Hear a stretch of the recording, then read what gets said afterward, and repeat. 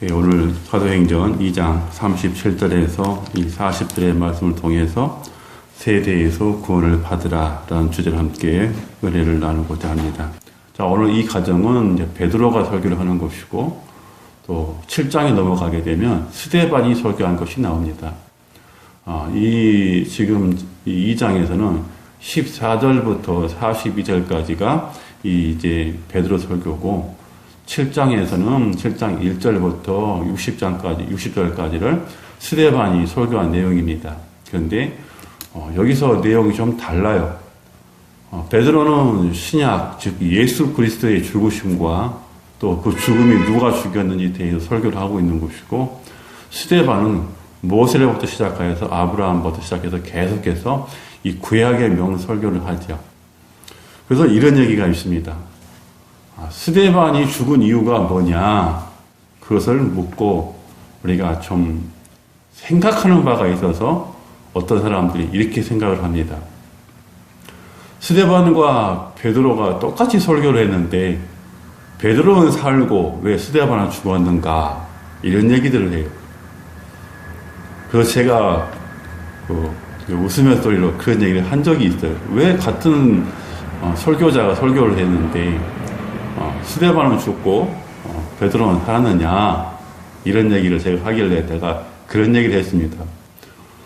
베드로는 30분을 설교해서 살았고 스데반은 60분을 설교해서 죽었다. 제가 이렇게 얘기한 적이 있었어요. 그것은 바로 스데반은 7장 1절부터 60절까지를 설교를 했고 베드로는 14절부터 42절까지를 설교를 했어요. 그러면 41절부터 42절, 13을 빼게 되면 29분이죠. 29분을 설교해서 살았다. 이는 웃음의 소리를 한 적이 있습니다. 자, 그런데 오늘 이 설교 중에 어떻게 하면 우리가 구원을 받을까라는 주제가 나오게 됩니다. 그런데 스데반이 설교할 때는 7장에 가게 되면 스데반의 설교를 듣고 그들이 이를 가르며 회당에서 내쫓고 성문에 내쫓고 돌을 들어서 그를 던지더라 이렇게 하고 있어요. 이게 어떤 사람은 설교를 듣고 마음에 찔림을 받고 내가 어떻게 하면 살 수 있을까라고 그렇게 자신이 스스로 돌이키는 사람이 있는가 하면 어떤 사람은 똑같은 설교를 듣는데도 그 마음에 돌을 들고 다닌다는 거예요. 그런 부분을 봤을 때 우리 인생들이 각자의 그 나름대로 자신의 마음 가운데 담고 있는 것들이 다 다르다는 거예요. 그래서 예수님께서는 오늘 이 베드로 입술을 통해서 우리들에게 하시는 말씀은 너희들은 이 세대를 본받지 말고 이 세대에서 구원함을 받으라 라고 말씀하시는 거예요. 자, 베드로가 왜 이 설교를 하시냐면은 지금 이 베드로가 설교하기 전 한 3일 정도 그 이후로 거슬러 올라가게 되면 바로 이 유대인들, 이스라엘 백성들이 바로 이 정권들과 탄압을 해서 예수님을 십자가에 못 박아 죽이시는 그 시간들이에요. 예수님이 죽으신 다음 한 3일밖에 지나지 않는 그런 시간들이에요. 그러니까 오순절 마가 다락방의 그 역사가 바로 이어져 나가는 그 시간들. 이때에 이제 성령이 충만해서 베드로가 이 설교를 하는 거예요. 그래서 본인도 그렇게 얘기를 해요. 나는 술에 취한 것이 아니다. 제 지금 39시지 않느냐. 술에 취한 것이 아니다. 성령에 취해 있다. 내 얘기를 들으라. 그렇게 하고 이제 설교를 하는 것이죠. 그것은 바로 당신들이 하나님의 아들, 그 하나님의 아들을 죄 없으신 그분을 정죄하고 그분을 십자가에 못 박아 죽였다. 이 설교를 하니까 이제 많은 사람들이 이 마음에 찔림이 오고 이제 그러면 우리가 어떻게 살 수 있느냐라고 오늘 그 질문하는 가운데 베드로 사도가 이제 각각 회개하고 돌이켜 죄사함을 받으라. 그리하면 성령을 선물로 받을 것이고 그 성령을 선물로 받게 되면 너희들이 살 것이다. 그 얘기예요. 그런데 오늘 이 지금 그 베드로가 설교하고 있을 때 들은 사람들은 예수님의 직접 그 십자가에 가담한 사람도 있고 그리고 예수님의 십자가에 가담하지 않는 사람도 있어요. 그런데 오늘 본문에서 보게 되면 예수님을 죽음에 몰아내었을 때 같이 가담한 사람보다도 가담하지 않는 사람이 더 많다는 거예요. 그러니까 스스로 돌이키라고 하는 것은 바로 예수님을 자신들이 죽인 것처럼 마음에 찔림이 오는 거예요. 우리가 설교를 들었을 때에 예수를 내가 십자가에 못 박았다라고 그런 찔림이 와야 되는 거예요. 그럴 때 우리는 날마다 회개함을 통해서 날마다 우리는 구원을 받는 거예요. 구원이 완성이 아니라는, 구원을 받아가는 거예요. 매일매일 여러분이 하나님의 은혜로 구원을 받아가는 거예요. 그래서 믿음은 구걸이에요, 구걸. 구걸하는 거예요. 그래서 이후에 가게 되면 성전 미문에 앉아있는 자가 무엇을 얻을까 하고 베드로와 요한 사도에게 바라고 구했어요. 그런데 그들이 준 것은 동전 맨입이 아니라 바로 내 안에 있는 예수, 그분을 선물로 준 거예요. 그러니까 결국은 뭐예요? 믿음은 구걸하는 것이 되어야 되는 거예요. 바라는 것, 얻으려고 해야 한다는 거예요. 그래야만이 우리에게 정말 그 부스러기의 은혜도 우리에게 오는 거예요. 구하지 아니하면 은혜는 안 와요. 구원은 매일매일 오는 게 아니에요. 구하는 자에게 구원도 오는 것이고 구하는 자에게 은혜도 부어주시는 거예요. 그래서 예수님이 뭐라고 말씀하셔요? 시편 50편 15절에 한날 날에 나를 부르라 내가 너희를 건져줄 것이다. 그렇게 말씀하신 거예요. 부르지 아니하면 하나님은 안 건져주셔요. 물에 빠진 사람이 살려달라고 도움을 요청해야만 살려주는 것이지 아무 소리 없이 가만히 있으면 돌아보지 않아요. 대형 건물에 화재가 났어요. 경종이란 벨이 계속해서 울려요. 그러면 나와야죠. 튀어나와야죠. 살기 위해서 몸부림을 쳐야죠. 그런데 오작동이겠지, 괜찮겠지, 우리 집이야 뭐 완벽한 시설인데, 최신 시설인데, 스마트한 시설인데 그러다 죽는 거예요. 그제, 정확하게 그제지요. 과학수사연구소 바로 맞은편 버스 정류장. 아마 지금 이 영상이 나가게 되면 유튜브를 통해서 볼 수도 있을 거예요. 제가 이 설교를 하는 것을 그 가해야 되는 피해자가. 아침 이른 시간이었어요. 나는 좌회전을 하고 버스는 지나오고 그 사이에 자전거를 타시는 분이 있었어요. 그분이 자전거를 타고 계속 가려고 버스가 더 앞에 가고 버스는 정류장에 탁 섰어요. 근데 아주머니가 뒷문이 열리니까 버스에서 탁 내려올 순간 자전거가 탁 밀었어요. 그러니까 그 아주머니가 어떻게 돼요? 자전거 속도에 의해서 그냥 밀리면서 버스 정류장에 머리를 그냥 박아요. 그리고 쓰러져서 일어나지는 못했어요. 근데 그 자전거 타는 사람은 계속해서 아프다고 소리를 질러요. 그러니까 소리를 지르니까 많은 사람들이 그 자전거 탄 사람에게 쏠려 있는 거예요. 시선이. 지금 여기에 부인은 쓰러져가지고 거동이 미동이 없는데 어떤 사람이 급한 사람이에요. 지금 이 아주머니가 버스 정류장에 그欄干에 부딪혀 쓰러져 있으면 이 아주머니가 더 급한 거잖아요. 소리를 지를 수 있다는 것은 아직 살아있다는 거잖아요. 근데 소리를 지르니까 구석에 사람들이 시선이 떨리고 아주머니는 못 본 척하는 거예요. 보지를 못하는 거예요. 그 버스 부스 안에 들어가 있으니까 밀려가지고. 그렇게 해가지고 버스 기사가 나와서 같이 이렇게 수습하는 걸 보고 저는 가게 됐어요. 지금 우리 시대에, 이런 시대에 자신들이 잘못을 해놓고도 잘못하지 않았다고 하는 시대. 뭔가 확실한 영상이 준비되어야만이 그때 가서 잘못했다고 인정하는 시대. 술을 마시고 차에 다른 사람에게 피해를 주었음에도 불구하고 잘못했다고 하지 않는, 자기는 모른다고 하는, 술김에 했다고 하는 그런 시대. 돈이 있으면 아무리 큰 죄를 지고 경제사범이 되어도 기업의 대표라고 해서 사회 경제에 이바지했다고 해서 그냥 무죄로 풀려나는 이런 사회. 그런데 정말 먹을 것이 없어서 편의점에서 컵라면 몇 개 훔쳤다가 1년을 징역을 살아야 하는 이런 시대. 여인을 그냥 아름다운 모습으로 여인답게 보는 것이 아니라 다른 어떠한 도구로 생각하는 시대. 먹고 마시고 취하고 흥청 부리는 시대. 지금 우리는 그런 시대에서 살고 있어요. 거기에서 살기 위해서 부단히 이런 애를 쓰고 있어요. 그리고 더 많은 사람들은 더 많이 갖기 위해서 더 많은 죄를 짓고, 건물을 지은 사람은 자신의 건물이 더 높이 올라가기 위해서 더 많이 쌓아 올리고, 더 많이 어려운 사람을 착취하고, 이런 시대.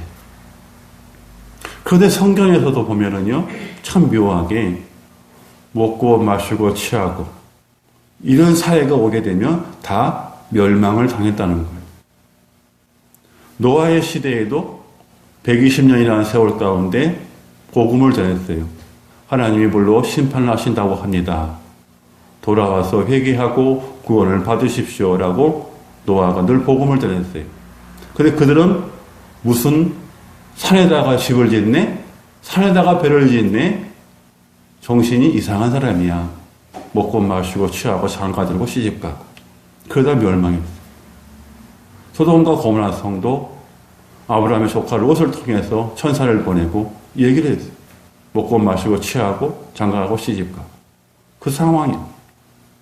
그리고 롯이라는 사람이 그 사이들에게 하나님께서 이 성을 불로 심판한다. 멸망을 당할 것이야. 그리고 우리 빨리 떠나자.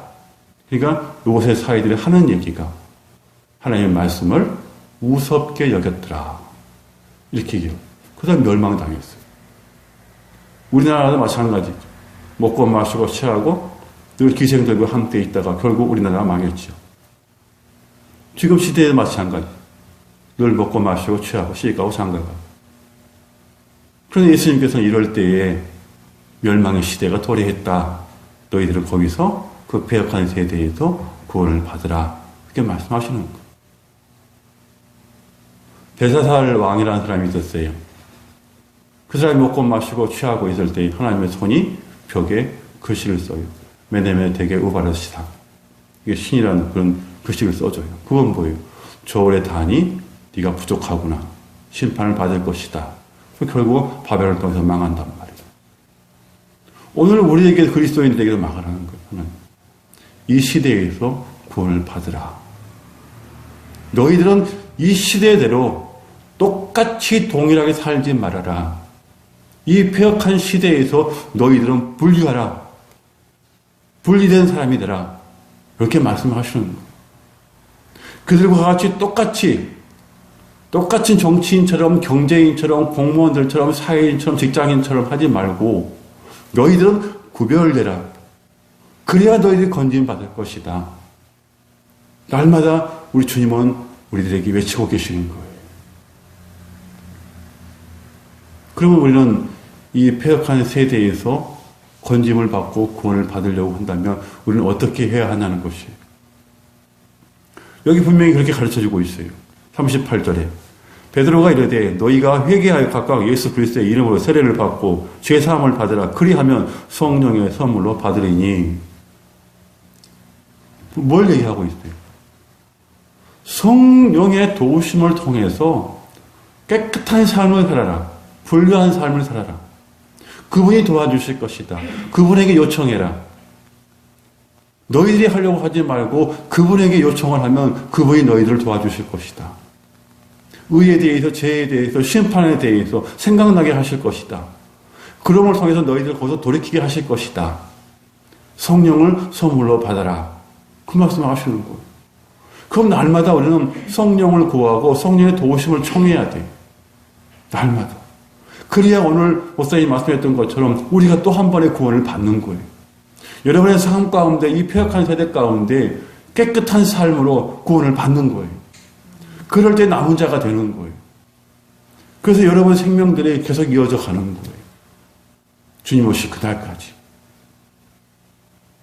분명히 하나님은 말씀하셨어요. 무너뜨릴 것이라고. 말씀하셨어요. 그럼 우리는 거기에 귀를 기울이고 초점을 맞춰가야 되는 거예요. 이 세상이 아무리 폐역한다 할지라도 거기에 휩쓸리지 말고 그걸 보면서 나는 정신을 차려야 돼요. 어떤 사람들은 세대가 악할 때 같이 악해지고 더러운 걸 봤을 때 같이 더러워진 사람이 있어요. 그런데 거기서 정신을 차린 사람은 그것을 보고 반성하고 돌이켜서 아 이러면 안 되지 하고 돌아온 사람이 있어요. 그 사람이 현명한 사람인 거예요. 세상에 보았을 때는 그 사람이 미련한 것 같지만 하나님이 보았을 때는 그분은 가장 바르게 사는 거예요. 많은 것을 가졌다고 할지라도 하나님께 버림받아 버리면 많은 것을 다 잃은 거예요. 물질을 잃으면 조금 잃은 거고 건강을 잃으면 조금 더 잃은 거고 그런 말도 있죠. 그런데 우리가 신앙생활을 하면서 주님을 잃어버리면 인생을 잃어버린 거예요. 그거예요. 그래서 오늘 우리 주님은 이 폐역한 세대에서 우리를 살리시고자 이 베드로를 통해서 설교하신 거예요. 그리고 오늘 이 땅에 있는 모든 목회자들을 통해서 하나님은 말씀하시는 거예요. 폐역한 세대와 동일하게 있지 마라. 세대를 본받지 말라. 이 세대는 원래 악했다. 이렇게 말씀하시는 거예요. 언제가 우리 목사님께서 그런 말씀하셨죠? 우리는 이미 죽은 자였다라고 설교하시면서 죽은 자였다. 죽은 자였는데 예수님께서 우리를 살리셨다라고요. 성경에도 그렇게 기록을 하고 있어요. 죽었다가 살린 자가 됐다고. 근데 이미 죽은 것 같았다. 죽은 몸이었다. 죽을 수밖에 없었다. 이렇게 기록을 또 하는 데도 있어요. 죽을 수밖에 없는 게 아니에요. 이미 죽었던 우리들이 죽을 수밖에 없다라고 설교한 것은 잘못 설교하는 거예요. 이미 우리는 죽었던 자였습니다. 이렇게 해야 돼요. 우리는 죽었습니다. 죄로 말미암아. 그러나 예수께서 그 생명을 우리에게 주심으로 우리가 다시 살았습니다. 이게 맞는 거예요. 우리에게 기면 기고 아니면 아니지 중간에 다리는 없는 거예요. 오늘 이 시대를 살아가고 있는 제 자신부터 시작하여서 이 땅에 있는 모든 그리스도인들이 이 시대와 동일하게 따라가서는 안 되는 거예요. 오직 우리는 의와 겸손으로 주님 앞에 나와서 자기 자신을 돌아보고 각각 회개하여서 성령을 선물로 받고 그 성령의 도우심을 통해서 우리는 인생을 살아가야 돼요. 그래서 성경에서는 뭐라고 말씀하시니까 하나님의 성령은 하나님의 깊은 곳까지도 통달하신다 그래요. 그래서 우리 인생이겠냐 그래요. 하나님의 깊은 것까지도 통달하셔서 하나님의 마음을 우리에게 전달해 주시는 분이신데 우리의 마음을 헤아리지 못하시겠냐는 거예요. 하나님의 저울에 달아서 매네매네 되게 우바로 신이 아니라 하나님의 저울에 달았을 때에 조금도 흔들림이 없는 하나님이 이미 그 추를 달았을 때 일정한 그런 삶이 우리의 삶이 되어야 합니다. 똑같이 부패하면 안 돼요. 똑같이. 우리는 정직하게 이제 행해 나가야 돼요. 지금이라부터 이제부터라도 우리는 시작을 해서 정직한 그리스도인이 되어야 해요. 때로는 욕을 먹을지라도 아니면 아니라고 해야 돼요. 모두가 다 예스라고 할 때 같이 예스 하지 말고 노 할 수 있는 사람이 정직한 사람인 것이고 바른 사람인 거예요. 불의를 보고도 아니라고 해야 되는데 같이 예스 하면 안 되는 거예요. 그것이 지금 폐역한 세대예요. 예스 할 수 있는 것은 뭐냐? 바로 권력이라는 거예요. 돈의 힘. 아닌 것도 예스해야 하는 그런 힘이 돈이라는 거죠.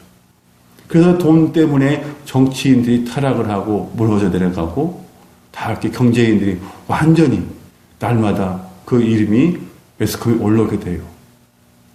지금 많은 사람들이 범죄를 행하고 있어요. 근데 그들의 마음이 화인 맞아버렸어요. 심장이 없어져 버렸어요. 굳어버렸어요. 돌이 되어버렸어요. 그래서 이웃을 사랑한 것이 아니라 이웃을 해하기 위해서 돌을 들고 다니는 가슴이. 그리고 그 돌을 던져놓고 하는 얘기가 뭐예요?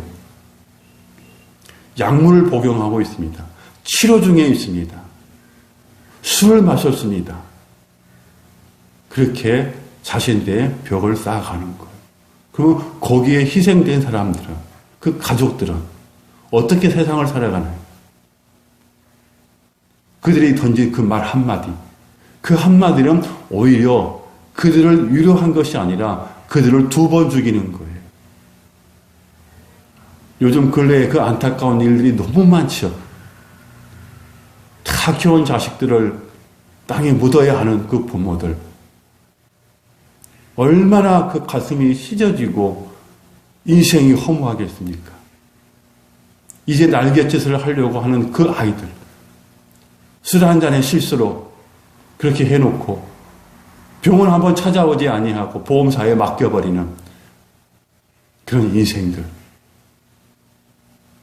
칼을 품고 다니면서 항상 휴대하고 다니면서 자신들에게 조금만 싫은 소리 하면 언제든지 칼을 꺼내는 그런 시대. 이 타락한 시대의 부패한 시대에 우리는 살고 있습니다.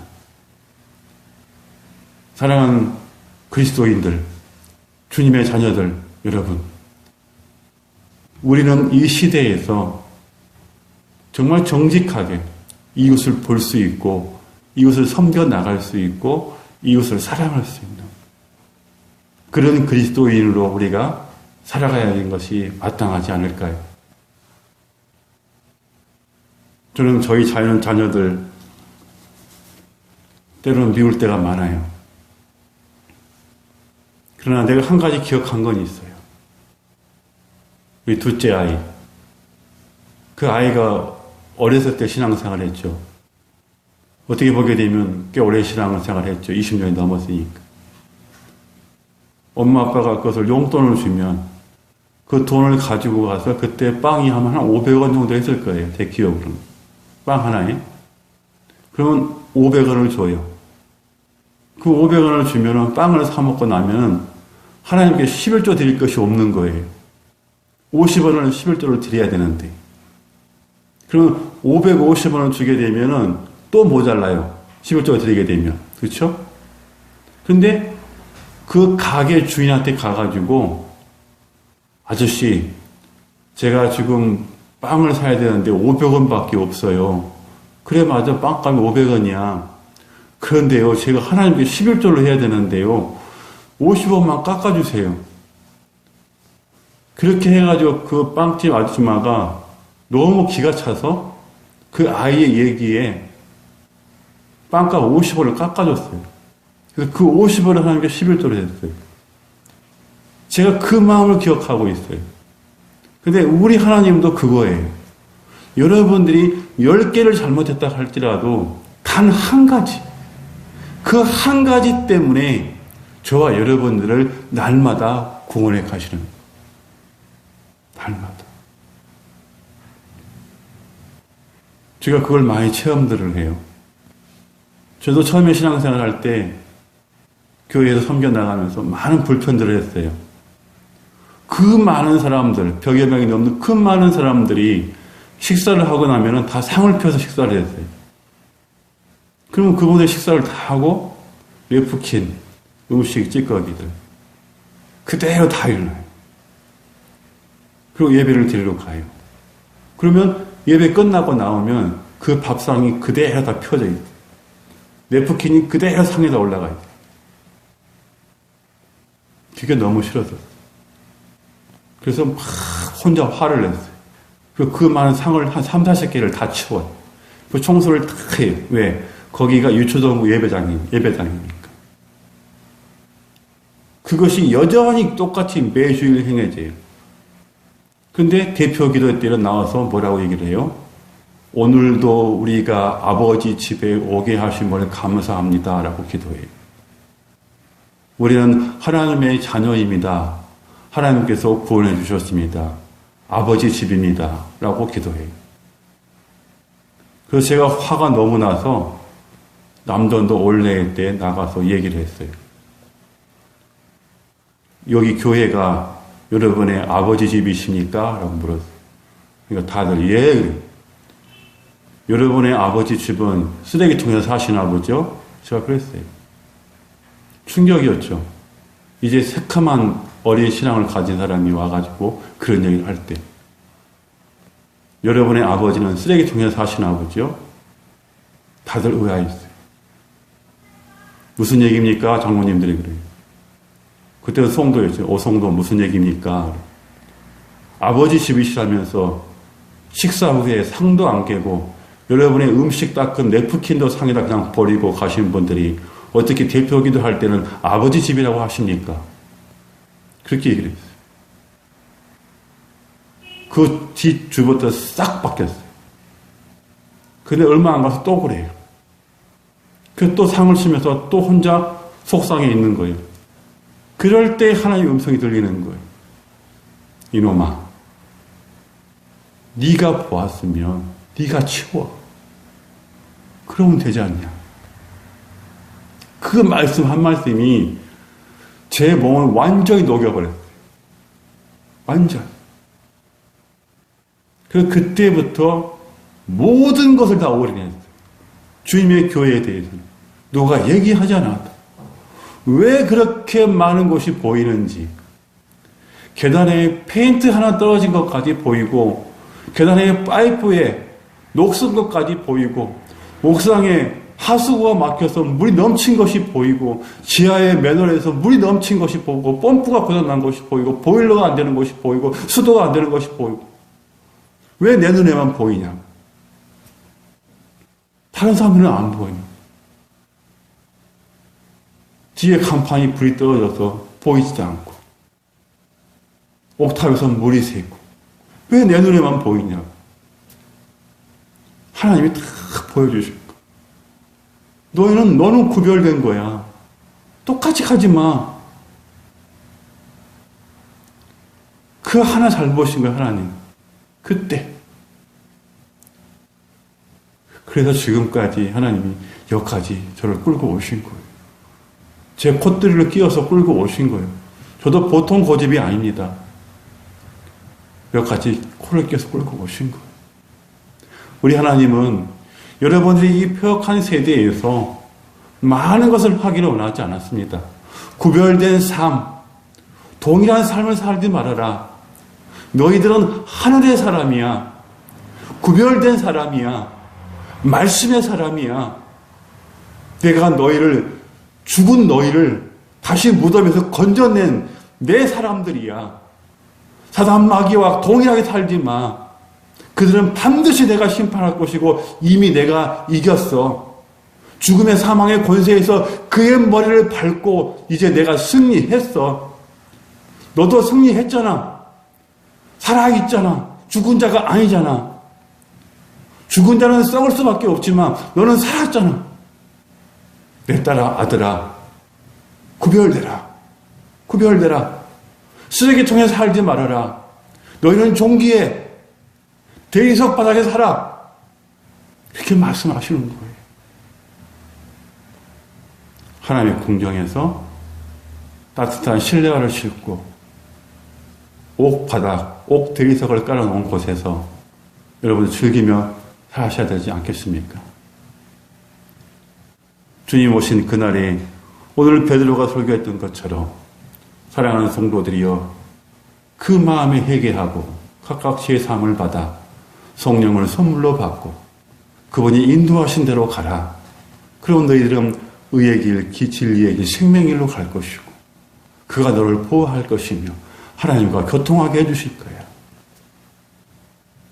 그런 인생, 그런 복된 삶을 살아야 되지 않겠느냐라고 말씀하시는 거예요. 하나님의 말씀을 들었을 때 내 마음에 돌 들고 돌 던지려고 하지 마시고 하나님께서 나를 통해서 선지자를 통해서 말씀하실 때 나는 어찌할꼬 저 말씀에 비춰서 내가 하나도 정당한 것이 없는데 나는 어찌할꼬 라고 고백한다면 우리 안에 계시는 성령님께서 오늘 저와 여러분들을 치료해 나가실 것입니다. 사랑하는 우리 성도 여러분, 이 시대를 본받지 말고, 이 세대를 본받지 말고, 폐역한 인간들을 보지 마시고, 먹고 마시고 실치하고, 장가들고 시집가지 말고, 하나님의 뜻에 맞춰서 하나님이 말씀하시면 이루어진다. 환난 날에 나를 부르라. 내가 너를 건질 것이고 내가 너를 영화롭게 할 것이다. 그 주님을 찾아오시면 여러분들은 하나님의 영화를 보시게 될 것입니다. 하나님의 우편에 예수 그리스도께서 그 보좌에 앉으신 것을, 그 영화를 여러분들도 보게 되실 것입니다. 그러면서 주 예수 그리스도, 주여 어서 오시옵소서 라고 고백하면서 여러분들의 신앙을 이어가게 될 것입니다. 오늘 저와 여러분의 가정, 그리고 여러분의 자녀들에게도 이런 축복이 임하시기를 주님의 이름으로 축원합니다. 기도합니다.